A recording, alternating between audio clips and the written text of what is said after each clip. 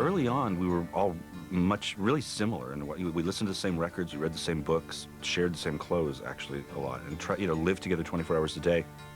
I think that probably we had the exact same record collection until 1989. And it wasn't until the 90s that all of a sudden our personalities musically and whatever started showing through, because we were building lives for ourselves outside of the van, basically. That's when we all became cranky and weird and ancient.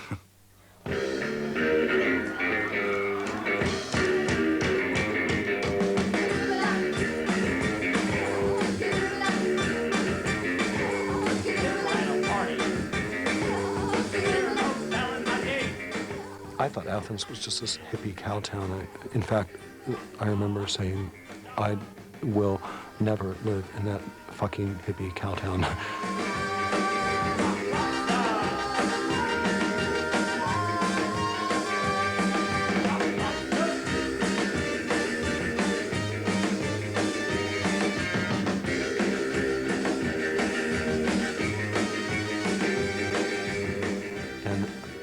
It turned out, well, yes, it was a fucking hippie cow town, but it also had this nascent, is that a word? Nascent scene, music scene going on, kind of revolving around the B-52s.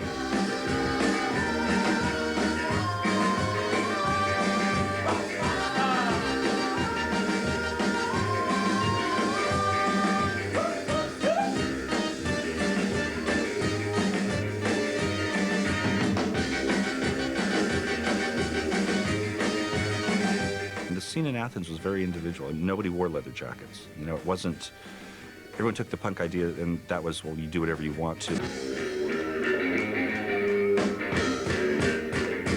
It was kind of a reference to rock and roll, but it wasn't rock and roll, and we were a part of that.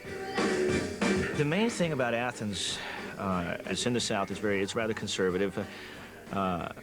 To be different is to be brave. So there was a core of the same maybe 50 people that went to the same shows and listened to the same music and had the same dance parties, and because there weren't really any clubs that the bands we liked could play at. So what people would do, they would have a party, and you'd have the band play at your party. And you know, when they weren't playing, you'd spin records and people would dance, and then the bands would play and people would dance. And it was just very insular, but it was also, you know, kind of an odd little family of people who felt, you know, the same likes and dislikes, and also knew what it was like to be ostracized. Well, when we started out, year zero was kind of punk rock for us. And even though we'd all loved music that wasn't punk music, it seemed like everyone was starting over of our generation. And in a way, we kind of just were swept along on that tide.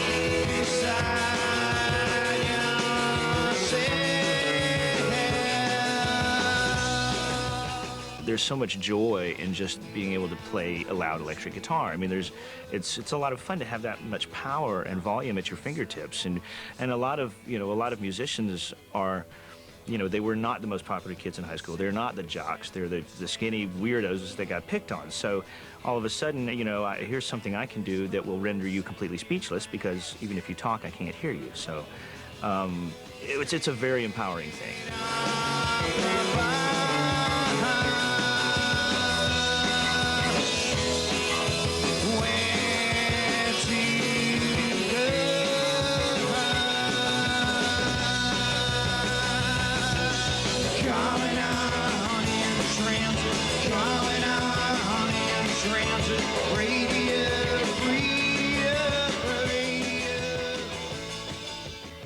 I was the only person in my high school, probably in the state of Illinois, who appreciated punk rock at that time. So I was really kind of out there on my own with it.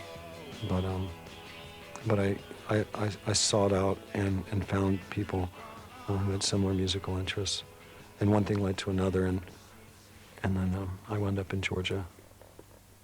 at 18 years old and started the band at 19. I'm an American artist, and I have no guilt. I seek pleasure. I seek the nerves on your skin. The other thing that's really odd is the early days, I think, I had never seen Patti Smith perform. She was such a hero to me. Mole on the belly of an exquisite whore. You spare this child and spoil the rod.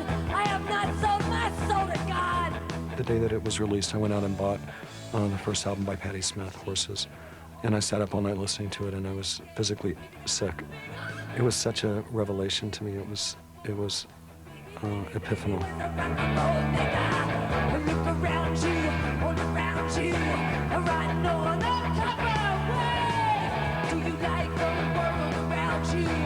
Are you ready to behave? It's one thing to perform live and just get up and caterwaul, which is really basically what I did. I mean, at best, I was doing a male, teenage kind of male imitation of Patti Smith, or my idea of what she would be like.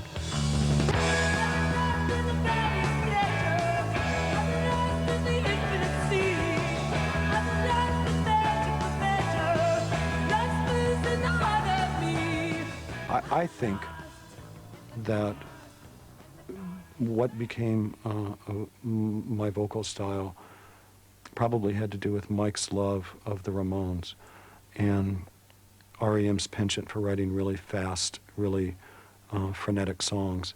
I thought they were too fast, and I wanted to slow them down, and they wouldn't play slower. We were all speed freaks at the time. So I just started singing slower, and I started stretching out my vowels, and I slowed the songs down by making my part much, much slower. And that served me well, you know, and it kind of evolved into a vocal style, I guess.